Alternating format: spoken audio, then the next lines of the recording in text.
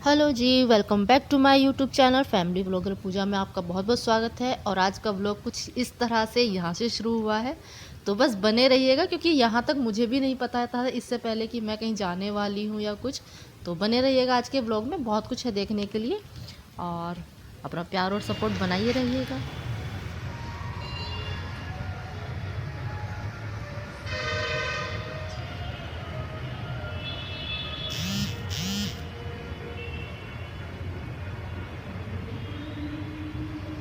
हाँ जी, तो आप सोच रहे होंगे कि मैं कहाँ आ गई, और सच बताऊँ मुझे खुद को नहीं पता था कि मैं कहीं जाने वाली हूँ। मैं तो अपना नहा वहा कर हाथ सेक रही थी, आग आग जला के, ठीक है। और मैं मन तो मेरा क्या था, घर के बाहर ही ऑन रोड तक जाने का, पैदल पैदल घूमने का मन था। तो मैं भाई से बोल रही थी चल घूमते घूमते चलते हैं और मूंगफली लेके आएंगे घूमते हुए। तो छोटे भाई के साथ प्लानिंग चल रही थी, लेकिन हुआ क्या कि मैं जैसे ही अंदर गई इसको बुलाने के लिए, तो ये भाई बोला कहाँ जा रही, तैयार होके। मैंने कहीं नहीं जा रही, मुझे तो सिर्फ रोड तक घूमने जाना है और मूंगफली लेके आनी है। तो कह रहा है मूंगफली लेके आनी, तो चल मैं लेके चलता हूँ। दोनों बाइक से चल रहे हैं। नहीं, मेरा पैदल घूमने का मन है। आवाज़ थोड़ी कम आएगी, तो यहाँ ट्रैफिक है, आप देख सकते हैं ट्रैफिक है। तो मैंने कि नहीं, मुझे नहीं जाना भाई बाइक वाइक से तो मुझे यह था कि वो बाहर रोड तक ही जा रहा है, मुझे ये भी नहीं पता था कहाँ तक जाना है।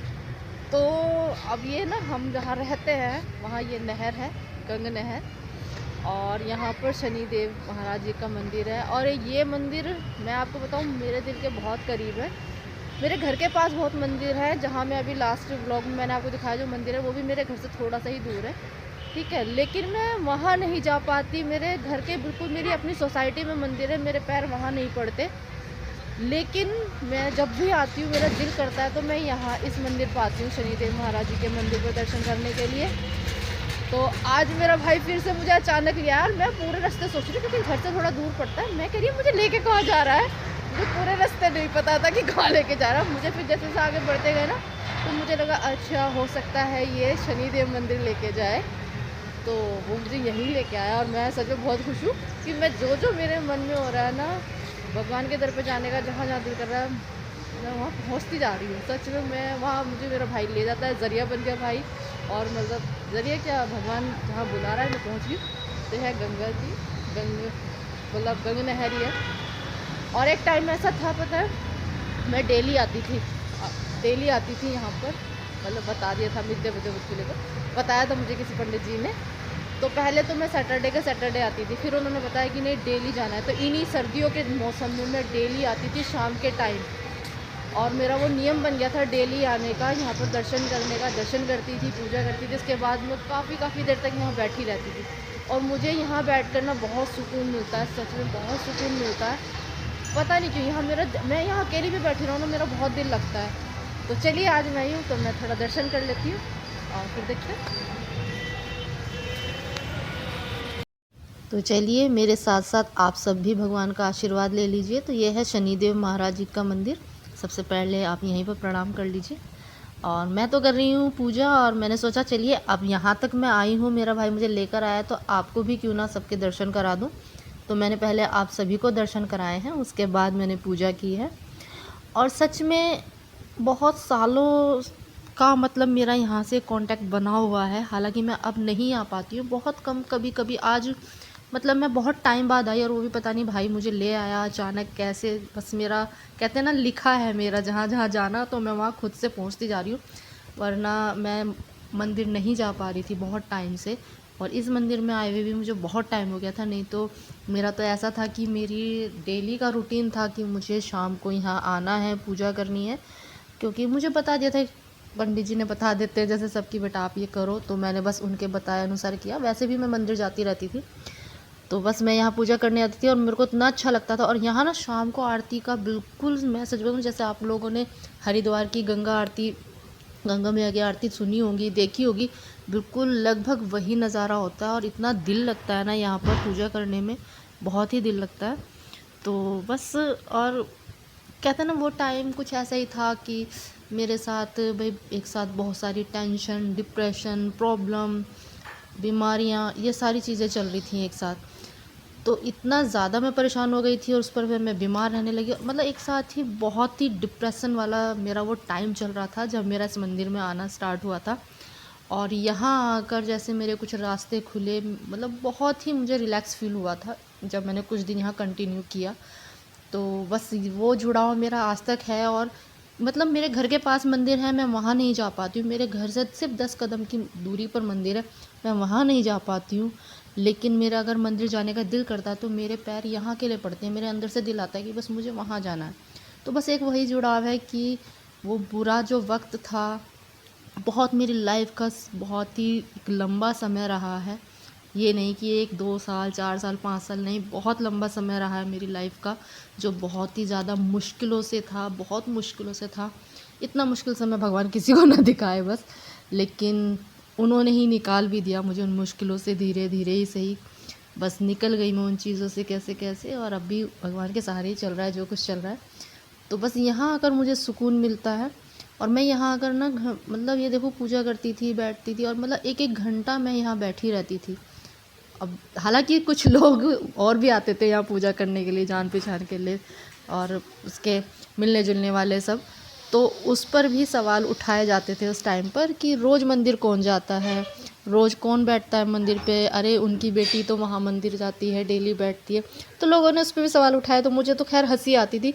और खैर बड़ों का तो क्या ही कहें, देखो बड़े हैं उनको क्या कहें। और छोटा हो या बड़ा, देखो किसी की सोच का नहीं कुछ किया जा सकता, क्योंकि जब वक्त ख़राब हो ना तो हर कोई बात बनाने लगता है, आपको हर कोई उंगली उठाने लगता है। तो वो मुश्किल वक्त था, मैं सिर्फ सुनकर निकाल देती थी उन चीज़ों को। कभी किसी को जवाब देना मैंने ज़रूरी नहीं समझा उस टाइम पर, क्योंकि मुझे पता था कि मुझे इस चीज़ से या मेरे को अपनी फैमिली को इस चीज़ से कैसे निकालना है। और वो था कि सिर्फ चुप रहकर, शांत रहकर ही निकाला जा सकता है, सबसे बहस करके कोई फ़ायदा नहीं था। तो बस वो वक्त निकला था बड़ी मुश्किल से। और सिर्फ यही था कि मुझे पूरा दिन काम वाम करने के बाद सिर्फ ये इंतज़ार रहता था कि शाम हो और मैं मंदिर जाऊँ, और मेरा जो ये 1 घंटा होता था बहुत अच्छा बीतता था। कुछ लोग तो मुझसे जो छोटे होते थे ना, जो दीदी बोलते थे, वो भी कहते थे, दीदी रोज़ मंदिर कौन जाता है? तो मैं बस हंस कर कहती थी, क्यों, मंदिर जाने के लिए भी किसी की परमिशन लेनी है क्या? मेरा दिल करता है मैं मंदिर जाती हूँ। अब सबको थोड़े ना बताया जाता है कि भाई क्यों जा रही हूँ, किस लिए जा रही हूँ। तो बस, और ये पूजा करने के बाद ये माता जी बैठी हुई थी, बातें कर रही थी कुछ। फिर उन्होंने कहा कि बेटा मुझे ये वो खिलाने विलाने के लिए बोला। तो मुझे बड़ा अच्छा लगता है, क्योंकि ना किसी को पैसे दो, पता नहीं वो उसको, हालांकि तो ज़रूरत सबको है पैसे की, सभी को ज़रूरत है। लेकिन ना मुझे खुशी इस चीज़ की होती है ना कि जब भी मैं किसी मंदिर जाती हूँ, मोस्टली मैं इस मंदिर पर जब भी आती हूँ, टचवुड, तो मुझे कोई ना कोई ऐसा मिल जाता है जो आगे से आकर मुझसे कहता है कि हमें कुछ खिला दो, तो मैं उन्हें खिलाकर बड़ा खुशी होती हूँ। तो बस इसके बाद मैं आ गई घर, और आप सोच रहे हैं अब मैं क्या करने लगी। तो पहले तो मैं बता दूं, कुकर में मैंने रख दिया मटर पुलाव बनने के लिए, क्योंकि मैं लगी हूँ कुछ और काम करने। तो मैं बता देती हूँ, मैं लग गई हूँ आज गोंद के लड्डू बनाने, क्योंकि बहुत अच्छी वाली सर्दी हो रही, जाके आपने देखा है। और सच में 1 हफ्ता हो गया यहाँ पर धूप नहीं निकलती है, तो सोचा आज लड्डू बना ही लेती हूँ। तो बस ये मैं आटा भून रही हूँ, और आटे को ना बहुत ही धीमी स्लो आंच पर ही भूनना होता है, क्योंकि तेज़ आंच पर तो जल जाएगा और कच्चा कच्चापन आ जाएगा। तो बस ये बहुत तसल्ली वाला काम है, बहुत पेशेंस के साथ काम करना है इसे तो भैया। तो बस मैं धीमी आंच में, धीमी धीमी आंच में आटे को भून रही हूँ, और देखते रहिए मेरी जो भी रेसिपी है। हालांकि सब लोग बहुत अच्छे से बनाते हैं लड्डू, मैंने भी कोशिश की और मैं बनाती हूँ हर साल ही सर्दियों में। इस बार मैंने नहीं बनाया, मैं कुछ और भी बनाती हूँ सर्दियों में, इस बार मैंने वो नहीं बनाया। और तो सोचा चलो लड्डू बना लेते हैं। तो बस लड्डू की बनाने की ही तैयारियां हो रही हैं, तो मैं बना रही हूँ। और ये आटा मेरा भुन गया है धीमी धीमी आंच में, आप देख रहे हैं लगभग मेरा आटा भुन ही गया है। तो मैं परात रख लिया, और परात में इसको पलट लूँगी थोड़ी देर के लिए, और इसको एक साइड रख दूँगी कि वो ठंडा हो जाए। वो ठंडा होता रहेगा, तब तक मैं बाकी की तैयारी करती रहूँगी। तो ये देखिए मैंने आटा इसमें परात में ले लिया है, पलट लिया है वापस। कढ़ाई मेरी गैस पर ही है, और इसको मैं एक साइड रख रही हूँ, ताकि ये जब तक थोड़ा ठंडा हो जाए तब तक मैं बाकी तैयारियाँ करूँगी। क्योंकि अभी काफ़ी टाइम लगने वाला है लड्डू बनने में, तो काफ़ी मतलब मेहनत वाला काम है। लेकिन उससे पहले मैं सोचा कि चलो अपने मटर पुलाव चेक कर लेती हूँ वो सही से रेडी हो गए हैं या नहीं, क्योंकि आटा भूनने के चक्कर में मैं कुकर खोलना भूल गई। लेकिन टच वुड मेरे पुलाव बहुत अच्छे बने। मुझे लग रहा था कि कहीं ज़्यादा ना पक जाएँ, क्योंकि मैंने सीटी बंद करने के बाद उसको ओपन नहीं किया था ढक्कन को, लेकिन जब मैंने खोल कर देखा तो बिल्कुल परफेक्ट बने हुए थे। तो ये मैं अब रख दूँगी और भाई को बोल दूँगी कि भाई अब तुम लोग लेकर खा लो, क्योंकि अब अगर मैं यहाँ लड्डू बना रही हूँ तो उस बीच में तो खाना सर्व कर कर के देना पॉसिबल नहीं है। तो मैंने बोल दिया कि भाई आप लोग खाना खा लो तीनों। तो छोटे वाले भाई ने खाना दे दिया, बड़े वाले भाई ने खाया नहीं, उसने बोला मैं थोड़ी, क्योंकि वो पूजा करता है ना, तो वो पूजा करने के बाद ही खाएगा। तो मैंने कहा कि गरम गरम खा लो, क्योंकि चावल है और ऊपर से रात को तो हम बिल्कुल भी नहीं खाते। लेकिन क्योंकि मुझे लड्डू बनाने थे, अगर मैं खाना बनाने में लग जाती तो सच में फिर बहुत ज़्यादा लेट हो जाता है, और इसी वजह से रोज़ रह जाते थे ये बनने। तो मैंने सोचा आज मटर पुलाव बनाते हैं और अपने लड्डू रेडी करते हैं। तो ये देखिए मैंने फिर से कढ़ाई में घी डाल दिया और मैंने ले लिया है खूब सारे बादाम।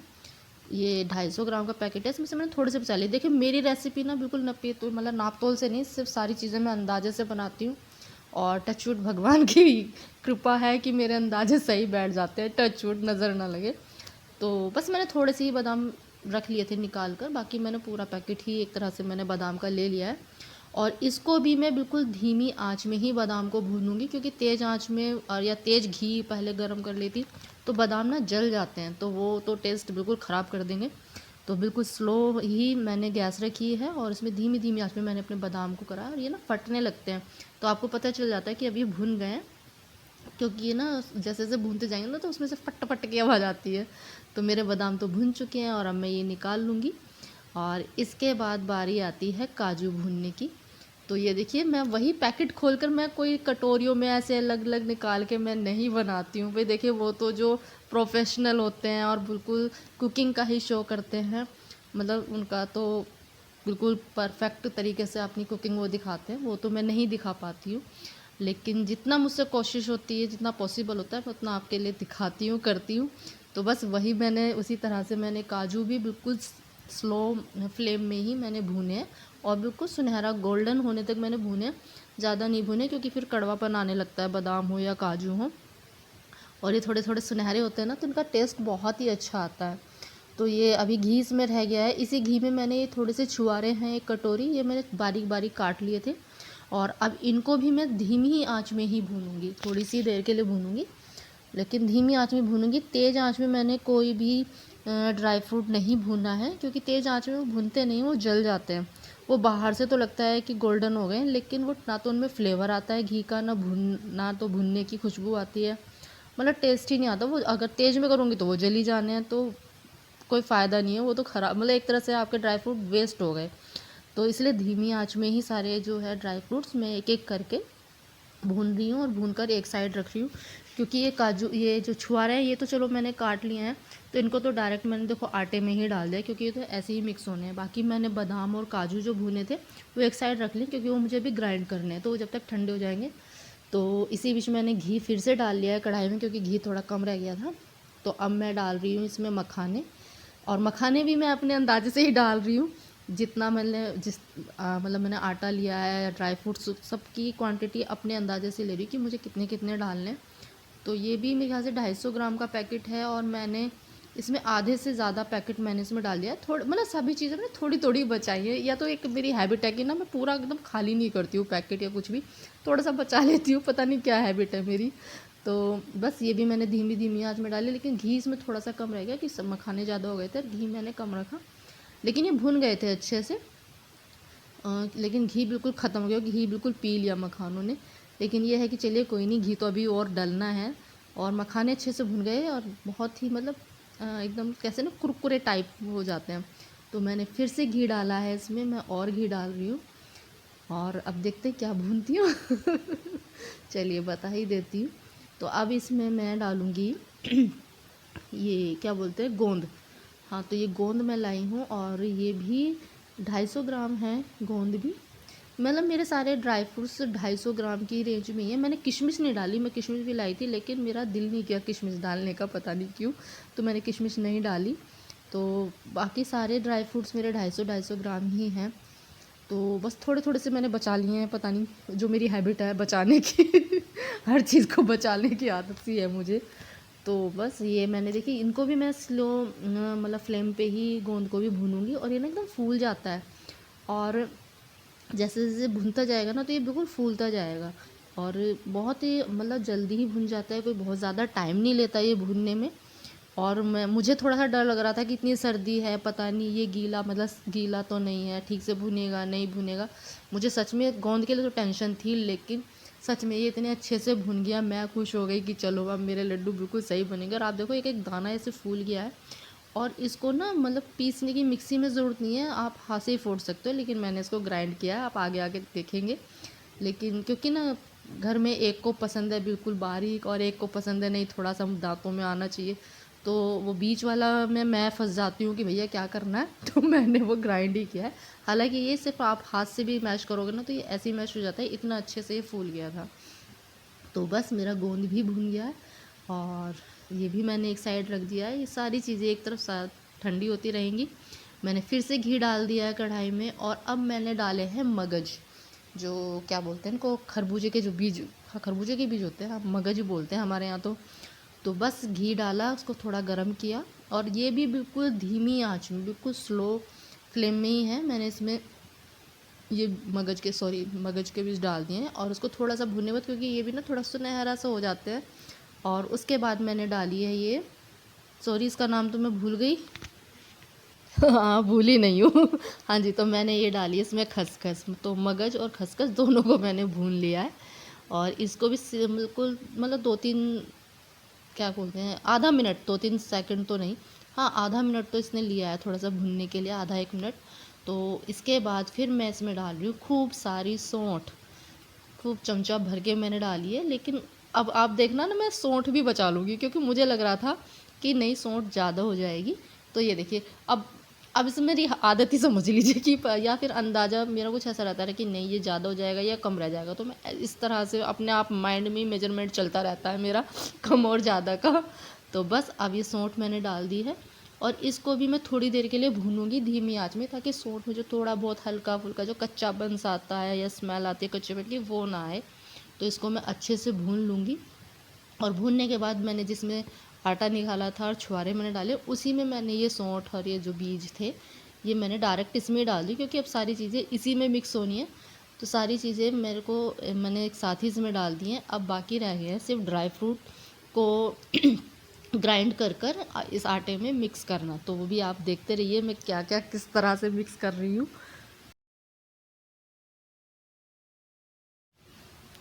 हाँ जी, तो मेरे जो ड्राई फ्रूट्स थे ये सभी ठंडे हो गए हैं, यानी कि बादाम और काजू, और ये मैंने मिक्सर में एक साथ ही डाल दिए, अलग अलग कुछ ग्राइंड नहीं कर रही हूँ। और इसमें 1 सेकंड भी नहीं लगता है, क्योंकि आपको पूरा स्विच भी ऑन नहीं करना होता, बस ऐसे घुमाया और तुरंत बंद कर देना है। ये नहीं कि एक पूरा राउंड लेना है, वरना बिल्कुल पाउडर हो जाता है। मुझे थोड़े से क्रंची वाला पसंद है, मेरे घर में सभी को कि ड्राई फ्रूट्स थोड़े दांतों के नीचे आने चाहिए कि पता चले हाँ कुछ डला है। इसमें बिल्कुल पाउडर मैं नहीं बनाती हूँ, थोड़ा सा क्रंची रखती हूँ। तो बस उसको हल्का सा मैं टर्न करती हूँ स्विच को और तुरंत बंद कर देती हूँ, और उतने में ही ये अच्छे से मतलब ग्राइंड हो जाते हैं। और ये बस ग्राइंड हो गए हैं और मैंने डायरेक्ट फिर से उसी आटे वाले परात में ही मैंने डाल दिया है ये काजू और बादाम का पेस्ट भी, क्योंकि मिलाना तो इसी में ही है। तो अलग अलग अब क्या करना, अब तो सारी चीज़ें मैं इसी में डालती जाऊँगी। इसके बाद ये देखिए ये था गोंद, जो मैं आपको बता रही थी कि इसको हाथ से भी मैश कर सकते हैं। तो मैं मैश करके देख रही थी कि बहुत अच्छे से फूल चुके हैं, मतलब भुन गई है बहुत अच्छे से गोंद।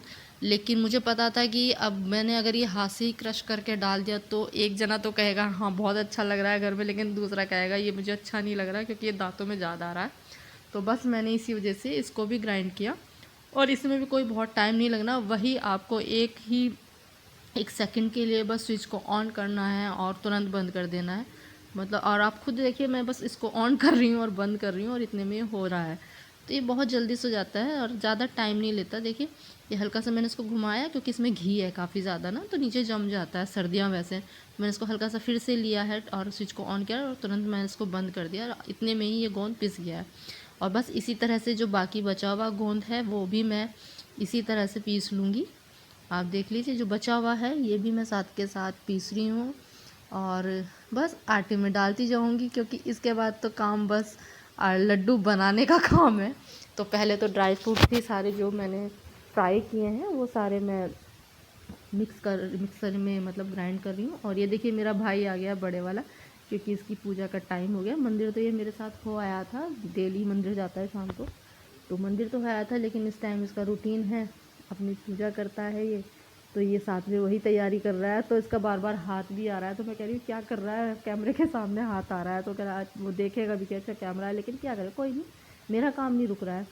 तो अब ये देखिए मैंने गोंद को तो मैंने कर ही दिया था ग्राइंड, अब आ गई है मखाने। तो मखाने भी बस आप देखिए सिर्फ एक ही, मतलब कोई भी ड्राई फ्रूट्स ऐसा नहीं है कि बहुत टाइम लेगा, बहुत कम, सिर्फ एक सेकंड के अंदर बस मैं उसको स्विच को ऑन कर रही हूँ और एक सेकंड के अंदर तुरंत बंद कर रही हूँ और ये बिल्कुल ग्राइंड। मतलब ज़्यादा टाइम नहीं लगता है, सिर्फ टाइम लगता है इन सारी चीज़ों को फ्राई करने में, भूनने में, क्योंकि धीमी आंच में ही सारी चीज़ें आपको भूननी होंगी, चाहे वो आटा हो चाहे वो ड्राई फ्रूट्स हो। बाकी किसी चीज़ में इतना टाइम नहीं लगना ग्राइंडर वगैरह में करने में। तो ये सारी चीज़ें देखिए मैंने तो अब सारे ड्राई फ्रूट्स तो मैंने ग्राइंड कर ही दिए हैं और ये मैंने परात अब उतार ली है। अब मैं ये सारे ड्राई फ्रूट्स जो हैं, क्योंकि ये गर्म हैं अभी सारे, तो मैं पलटा ही बोलते हैं पोनी पलटा जो भी है ये, तो उसकी हेल्प से ये सारी चीज़ें मैं मिक्स कर रही हूँ। और अब ये थोड़ा सा ठंडा हो गया था तो मैंने इसमें मिला दिया था ये बूरा। मैं बूरा का इस्तेमाल कर रही हूँ, वैसे तो कुछ लोग करारा मिलाते हैं, मुझे करारा पसंद नहीं आती क्योंकि वो बहुत ज़्यादा कर कर करती है, मोटा दाना होता है करारा का, मुझे वो पसंद नहीं है, तो मैं तो बूरा ही मिलाती हूँ। और साथ में मेरा भाई लगा हुआ है अपनी पूजा की तैयारी करने, तो उसे करने देते हैं और हम अपना काम करते हैं। तो बस अब मैं ये सारी, मतलब जो मैंने बूरा डाली है इसको मैं हाथ से ही मिक्स कर रही हूँ, क्योंकि देखिए चमचे के हेल्प से तो ये नहीं मिक्स हो पाएगा ठीक से बिल्कुल भी। तो मैं इसको हाथ से ही मिक्स करूँगी क्योंकि अब सारा काम हाथों का ही है, शुरू से ही हाथों का काम रहा। लेकिन ये कढ़ाई में तो देखो चमचे की ज़रूरत पड़ती है, लेकिन अब जो लड्डू बनाने का मेन जो प्रोसेस है वो तो भाई हाथों से ही होने वाला है। तो मैं अच्छे से जो भी बूरा है वो भी मैंने अंदाजे से ही डाली है, और तारीफ़ नहीं करूँगी किसी, सच में कि अपने मुंह से अपनी तारीफ़ करी, देखो बनाया है मैंने तो उतना तो हक बनता है। तो मेरे जो मीठा मैंने डाला है बिल्कुल परफेक्ट डाला है। मुझे लग रहा था कि यार कहीं कम ना रह जाए, कि पापा कहें कि इसने मीठा नहीं डाला, क्योंकि मेरे पापा को मीठा पसंद है, सभी को पसंद है, लेकिन हमारे घर में पापा थोड़े से हैं कि उनको हम हर टाइम कहते रहते हैं मीठा मीठा, जबकि वो मीठी चाय नहीं पी सकते, बिल्कुल भी फीकी चाय पीते हैं, लेकिन बाकी मीठा उन्हें पसंद है। तो ये देखिए मैंने सारी चीज़ें मिक्स, मतलब बूरा मिक्स कर दी थी। उसके बाद जो घी था वो भी मैंने थोड़ा और गर्म कर लिया थोड़ा सा, और वो मैं मिक्स कर रही हूँ। तो ये घी डालकर मैं इस आटे में अच्छे से मिक्स कर रही हूँ। और फिर मुझे लगा कि थोड़ा सा ना घी मुझे कम लग रहा था, लड्डू तो बन रहे थे, लड्डू आराम से बन रहे थे, लेकिन मुझे घी कम लग रहा था। तो फिर मैंने इतना ही घी और लिया, और मेरे हाथ तो क्योंकि लड्डू में हो गए थे, तो मैंने छोटे वाले भाई से मैंने वो रिकॉर्ड नहीं कर पाई मैं, क्योंकि मेरे हाथ आटे में हो गए थे। तो घी दोबारा से गर्म करके इतना ही घी मैंने फिर से और डाला, ताकि लड्डू में थोड़ा और टेस्ट आ जाए। तो ये देखिए मैं मिक्स कर रही हूँ, मतलब बहुत अच्छे से मेरा मिक्स हो गया था, लड्डू भी बहुत अच्छे से बन रहे थे, लेकिन बस कमी लग रही थी कि नहीं थोड़ा और घी होना चाहिए, कि थोड़ा और टेस्ट हो जाएगा और लड्डू और भी अच्छे हो जाएंगे, हेल्दी हो जाएंगे और भी टेस्टी हो जाएंगे। तो बस मैंने भाई से थोड़ा घी और इसमें डलवा दिया। आप देख सकते हैं गरम करा हुआ था मैंने, तो ये मैंने आधे से ज़्यादा फिर से इसमें डाल लिया और मेरे लड्डू हमारे आंसू कितने परफेक्ट बने। वो निकाल इसमें जरा, वो निकाल।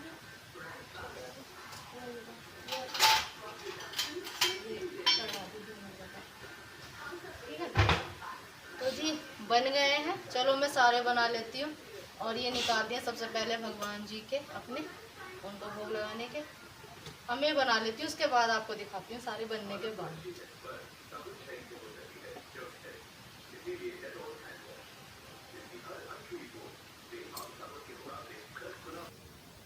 हाँ जी, तो फाइनली सारे लड्डू बनकर तैयार हो गए हैं। और लड्डू बनाने में थोड़ी सी हेल्प मैंने अपने भाई की भी ले ली, छोटे वाले भाई की। भाई तो, बड़े वाला भाई तो पूजा करने में बिजी था, तो मैंने अपने छोटे भाई को बोला कि भाई अब मैं थक चुकी हूँ तो मेरी थोड़ी सी हेल्प कर दो, तो मेरे साथ लड्डू बनवा दो। तो खैर छोटे वाले भाई ने मेरे साथ बैठकर लड्डू बना दिए हैं, और लड्डू बनकर हो गए हैं बिल्कुल रेडी। तो बस बताइएगा आपको कैसी लगी ये रेसिपी। हाँ जी, तो भाई फाइनली लड्डू तो बनकर तैयार है। अब टेस्ट करके पता चलेगा बने कैसे हैं वो बाद में बताएंगे। उन पापा से तो पूछना बेकार है, कुछ भी बना लो तो कमी निकालने वाले पर पूछेंगे तो उन्हीं से ही। पापा खा के देखोगे भी ना, देखो जल्दी से रिप्लाई थोड़ा ना मिलेगा। खाना है भाई कैमरे के सामने निकाल रहे हैं, बाकी खत्म तो यही करेंगे हंसी है भाई। भाई सही कह रही हो ना, कैमरे के सामने मना किया जा रहा है कि मैं नहीं खा रहा, और बाकी ये जो खत्म होंगे ना इधर मुझे पहले बदनाम कर दे, मुझे हर चीज में बदनाम कर रखा है। देखो ये कोई नहीं खाते रहे, ये कोई नहीं खाते, बस मैं ही खाती हूँ, मैं ही बनाती हूँ, मैं ही खाती हूँ, ये कोई नहीं खाते। ऊपर तो सोखरू से क्या मतलब है, घर में तो रह दिन में है भाई, सारे अन्न खाने घर में, मैं ही बना रही हूँ, मैं ही खा रही हूँ, कोई नहीं खाता इसमें। तो चलो भाई लड्डू तो बन गए हैं, कैसे बने हैं टेस्ट करके पता चलेगा, वो ये जब खाएंगे तब बताएंगे, जब इनका मूड होगा बताने का खाने का। तो चलिए जी, अब ब्लॉग कितना बन तो ये नहीं पता चलिए देखते हैं आगे ब्लॉग में क्या होता है, कुछ होता है नहीं होता है, यहीं पर एंड करते हैं, देखना पड़ेगा। तो बने रहिए साथ में। अब इन्हें रख देते हैं लड्डुओं को। अभी वो कैमरे के सामने शांत है, कैमरा बंद होते कहेंगे लाइयो दिखाइयो कैसे बने देखो तो जरा, और खाते ही फिर इनमें कमी निकाली जाएंगी, इसमें ये नहीं है, इसमें वो नहीं है, तो वो तो आदत पड़ गई हमें सुन के। चलो जी लड्डू तैयार हो गया, और मैं थक गई हूँ, और इन सब ने तो खाना खा लिया है। क्या बनाए थे, आलू मटर के पुलाव बनाए थे, और मेरे ठंडे हो गए हैं, तो चलो खा लेती हूँ मैं भी। अरे हाँ जी, तो पापा जी और भाई तो देख रहे थे टीवी, और मैं टीवी नहीं देखती हूँ, आपको पहले ही बता चुकी हूँ कि मुझे हो जाती है सर दर्द की प्रॉब्लम, और वैसे भी मैं थक चुकी थी और मेरे को ठंड भी लग रही थी, तो मैं अपना खाना लेकर आ गई थी अपने रूम में ही। तो मैं अपने मटर पुलाव एंजॉय कर रही हूँ, और ये क्लिप मुझे मतलब वॉइस ओवर करना पड़ गया, क्योंकि मैंने इतनी यहाँ पर आपसे बहुत अच्छी कुछ किसी टॉपिक पर मैंने बातें की थी, और लेकिन सारी वॉइस इतनी ज़्यादा डिस्टर्बेंस थी उसमें कि वो ठीक से क्लियर हो ही नहीं पा रहा था कि मैं आपसे क्या बात कर रही हूँ, तो इसीलिए मैंने फिर वो म्यूट ही कर दी। फिर कभी इस टॉपिक पर आपसे बात करेंगे आराम से।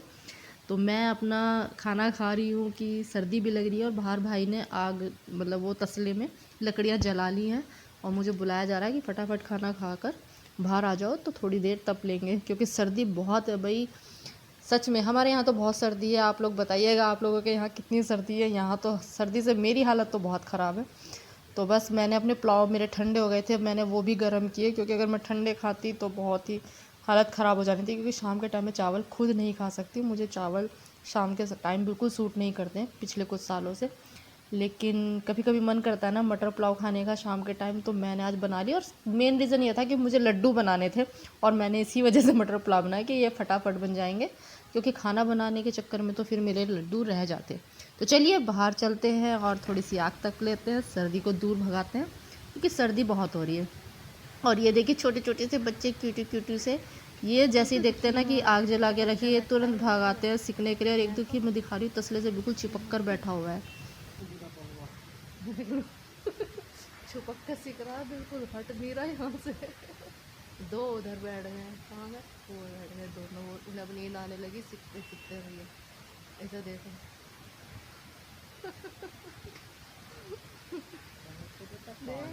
ठंड लग रही है भाई, ठंड है ना, ठंडी लग रही है, सर्दी बहुत ज़्यादा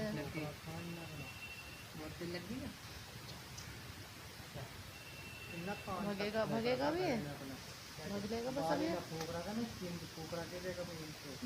ये पूरा तसले से चिपक के बैठा है, इसे इतनी ज़्यादा सर्दी लग रही है, इसे लग रही है सबसे ज़्यादा सर्दी।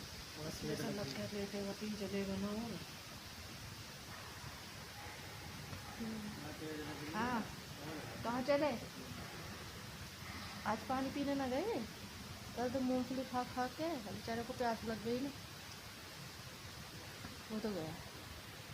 आ लिया वापस जा रहा था, वापस आ गया चल दिया दोनों चल दिया भाई बस लग गया ब्रेक।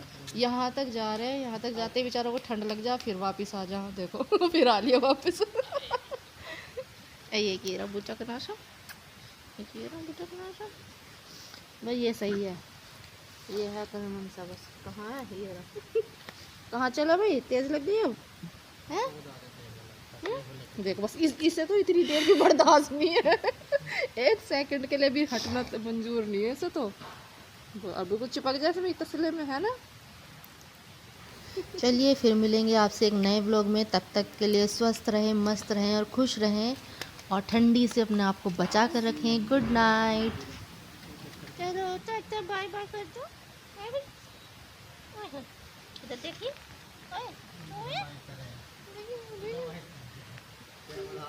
कैमरा आते भैया इधर उधर हो गया। तू इधर आइए, सबसे ज़्यादा सीख रहा है तू। ये ठंड नहीं उतरी अभी तक, ठंड नहीं उतरी अभी तक है। देखो इसे इसे रुकना नहीं है भाई, इसे तो बस सीखने की लग रही है। ये चल दिया फिर, तसले में बिठा दूंगी तुझे।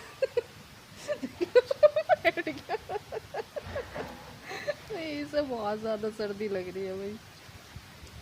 आदत, ये दूसरा भी आ गया। देखो दोनों बैठ गए तो ये भी यहीं। जा जा जा, जब मैं नहीं रोक रही, जा जा बाबू। भाई सर्दी लग रही है, क्या करें।